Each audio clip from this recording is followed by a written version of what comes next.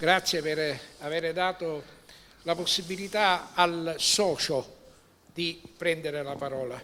Io sono gratificato dal portare questo distintivo per quest'anno, ma non dimentico e mi onora di essere socio e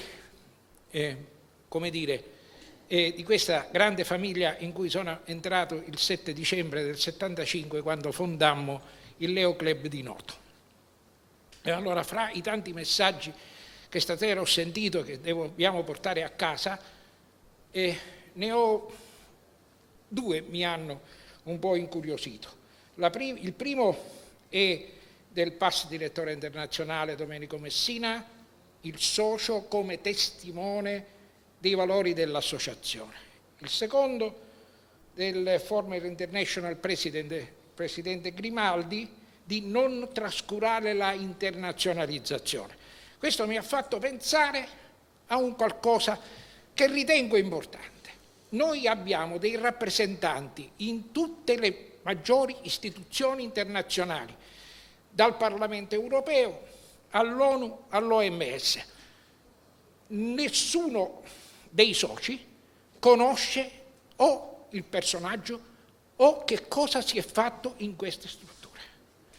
E allora, mi sono chiesto, come possiamo formare i soci a diventare Lions?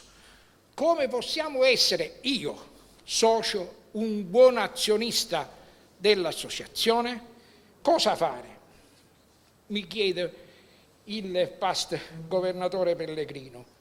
E allora la cosa che io voglio come socio è conoscere per partecipare attivamente. E se si dà un ruolo, come è giusto che sia, ai presidenti di club come Franco Freni Terranova ha sentito, io vi inviterei a dedicare di più ai grandi temi associativi internazionali. Io questo penso che può essere un motivo per aumentare il senso di appartenenza, per accrescere l'orgoglio dei Lions, per perdere meno soci. Vi ringrazio.